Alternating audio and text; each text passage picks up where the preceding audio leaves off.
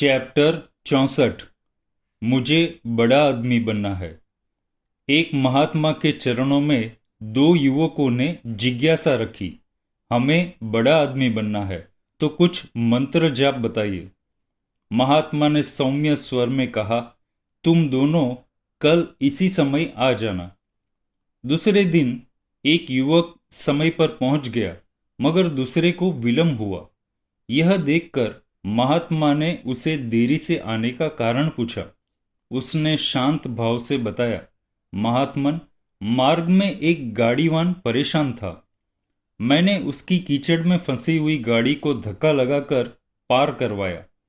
तत्पश्चात एक वृद्धा बेचारी दुखी थी, उसके सिर पर घास का गट्ठर रखवाया।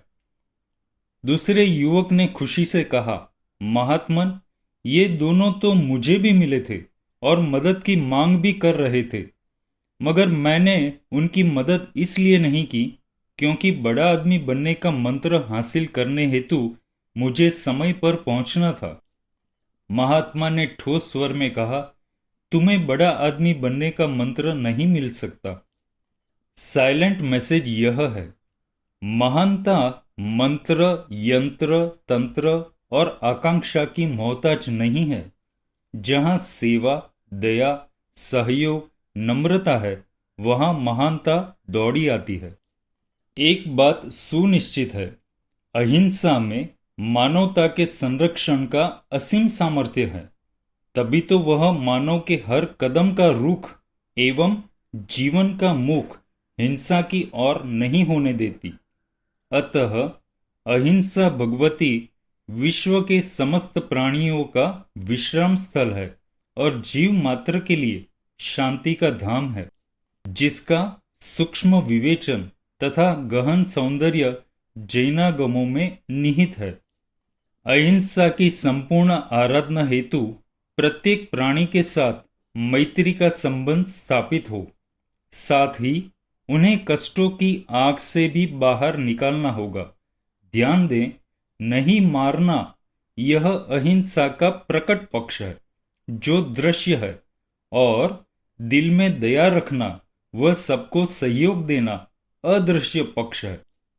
एक बार विचार करो, भगवान महावीर ने सत्वेषु मैत्रीम अर्थात सभी जीवों से मैत्री हो का संदेश क्यों दिया होगा? क्या इस जीवन में सभी जीवों से मित्रता रखना संभव है? शत्रु के प्रति मित्रता रखने की क्या उचितता है? सामने वाला हमारे साथ मित्रता न रखे तो हम क्या करें? गहन रहस्य यह है, सभी जीवों से मैत्री इसलिए रखना है क्योंकि वे सब हमारे मित्र रह चुके हैं। एक बार अपने दीर्घकालीन अतीत को देखो, जहां हर जीव से आपका रिश्ता था। प्रत्येक जीव ने पिछले अनंत जन्मों में परस्पर माता पिता, भाई बहन, पति पत्नी, पुत्र पुत्री आदि अनेक रूप धारण किए हैं। इस तरह सबके साथ आपका रिश्ता है। इसलिए मानव के लिए ही अच्छे भाव या अहिंसात्मक आचरण अपेक्षित नहीं, बल्कि विश्व के संपूर्ण जीव जगत के लिए भी सद्भाव एवं सद्व्यवहार आवश्यक है। तनिक सोचो, जब विश्व का हर जीव मित्र है, तो जो अपनी जाति, पंथ और परंपरा से भिन्न है, क्या वे मित्र नहीं है?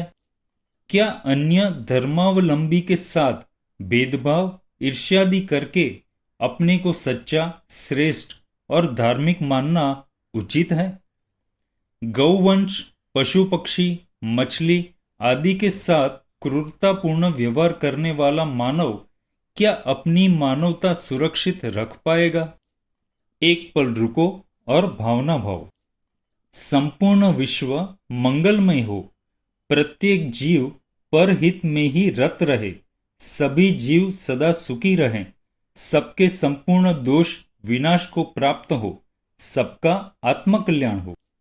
यथार्थता यह है, प्रत्येक मानव अपने परिवार, रिश्तेदार, समाज, जाति, पंथ, संप्रदाय, राजनीति एवं राष्ट्र से भी ऊपर उठकर प्राणी मात्र के लिए बंधुत्व एवं सह अस्तित्व की भावना रखे। मानव की महानता का यही पैमाना है, वह अपनी मानवता को न छोड़े। वर्तमान परिप्रेक्ष्य में देखा जाए तो आज यत्र तत्र सर्वत्र हिंसा और हिंसक स्वच्छंद होकर घूम रहे हैं और अपने असली स्वरूप को भूल रहे हैं। आश्चर्य है, उन्हें एक बार भी यह सोच नहीं आती इसका फल क्या होगा या दूसरों को दुख देने से क्या हमें सुख मिलेगा। सावधान, ऐसा नहीं है कि आज धर्मनीति, समाज नीति व कानून के दायरों में सर्वत्र नियम के रूप में अहिंसा को नहीं उभारा गया हो, मगर उसे कार्यान्वित करने में विपरीतता है, यानी आचरण में शिथिलता है। इस कारण से मानवता की रक्षा उतनी नहीं हो पाती जिससे इंसान अहिंसा का स्वागत कर सके और सबके प्रति सद्भावना बढ़ा सके। जियो और जीने दो। जीवन की न्याय प्रणाली को अन्याय, अनीति एवं अत्याचार के आतंक से सदैव बचाकर रखने का प्रयास करो।